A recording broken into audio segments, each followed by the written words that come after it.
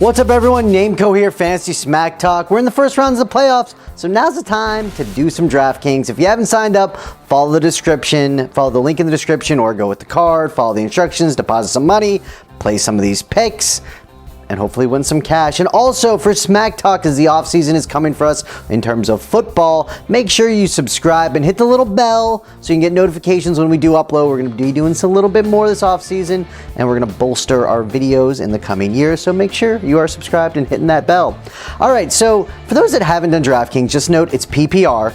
And typically what I like to do is find 5,000 below players, but obviously that's a lot tougher, right? There's only 8 teams I can truly pick from. So I'm gonna give you a few guys, and then I'm gonna talk a little bit about stacking. So let me give you some discount guys first. First guy is Zenner. So the thing I like about Zenner is that Riddick has been placed on IR. Washington, Dustin, your kind of midseason boy, obviously hasn't panned out. And Zenner has gotten about 22 carries the last couple weeks. Now I know Detroit's playing a tough Seattle defense, but he's only $4,500. And if he gets 20 touches again, there's not many starting running backs that are that cheap. Another guy that could be maybe a starting running back is Perkins for the New York Giants. He's only $4,100. So last week he had about 20 carries, had over 100 rush yards against the Redskins, but that wasn't a game that they had to win, even though that they did. Sorry, Redskins fans, you're still gonna pay Cousins the money, don't worry. But the thing about Perkins is there's little rumblings. Is he gonna start this week? Is he gonna see more touches? That could be a little misdirection. They might wanna go with the vet with Jennings against Green Bay. But again, this is in a week where there's not that many values. Perkins for $4,100 against a decently tough Green Bay run defense could be stellar if he does get, let's say, 17 touches again. It's not out of the realm possibility, and I think he does have the potential to break a big one. Going into the wide receivers, again, this is tough. I'm probably buying up on wide receivers, to be honest. Guy digging deep was Bolden, $4,000. Again, Detroit is playing Seattle, so that makes it a little tough for Bolden. But for only $4,000, Bolden did have 8 touchdowns this year. I don't think it's out of the realm possibility that he finds the end zone again, right? If they do move the ball and they're in the red zone, Bolden's a guy that Stafford has liked in the red zone all year. He has very sure hands. You want to go to your vets in playoff games. I think Bolden could find the end zone.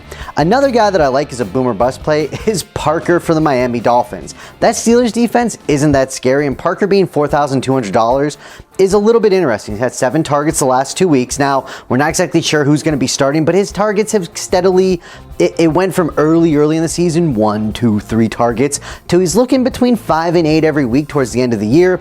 I think that's safe to say again, and I do think Miami's going to be playing from behind and have to chuck the ball a lot, which means Parker could see a decent amount of targets. For quarterbacks, there wasn't any deals, obviously. You know, you're playing your starters. There's only a few guys that you really want to look at. So I'm going Wilson here, $7,000. He's been playing much better as of late. He plays great at home, and Detroit has yielded the 2nd most fantasy points to quarterbacks during the year. Put that all together, I'm finding Wilson in a lot of lineups. And in terms of tight end, I'm looking at Ladarius Green. I know I used this guy towards the end of the year, but he's $4,500 playing that Miami Dolphins. His targets the last couple weeks, 8, 6, 11.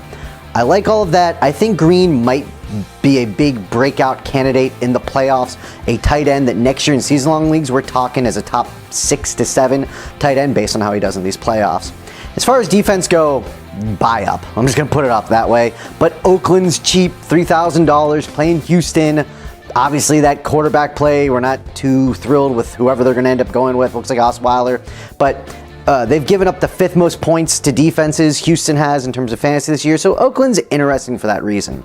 So now I'm going to talk really quick about stacking. Get a couple of these guys in your lineup and then stack the rest. In these playoffs format, what I like to do, like I'm picking the Steelers this week. So I have a bunch of lineups where I have Ben, Brown, Bell, Green, and the Steelers defense, and some.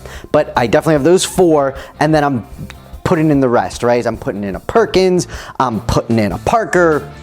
And what I'm trying to do is if the Steelers really blow up in those, and I like this in head-to-head, 50-50, things like that. If the Steelers blow up, then you're probably going to win that week. That is not a great move in the $1 million prizes. They're doing a lot of $1 million prizes. That's not a great move in that because you need to hit on a bunch to hit the $1 million.